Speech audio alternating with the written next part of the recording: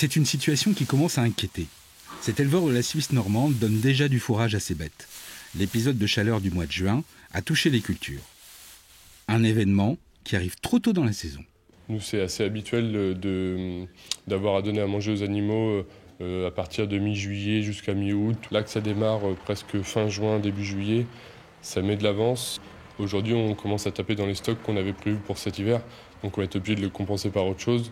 Pour compenser, il faut acheter de la paille et du fourrage. Mais chez les producteurs de céréales, les rendements sont en baisse d'environ 30%. Ce hangar devrait être presque plein à ce moment de l'année. Régulièrement à cette saison-là où les gens voient que les rendements sont inférieurs dans les récoltes de céréales, m'appellent ou me demandent des contacts de voisins ou autres par solidarité à envoyer ces contacts-là. Mais pour beaucoup de producteurs de paille, ils ont déjà leurs clients habituels et dès qu'il y a moins de rendement, on a vraiment un tirage sur la marchandise, quoi. Le marché est en tension. Le prix de la paille litière, habituellement à 80 €, avoisine le tarif du fourrage.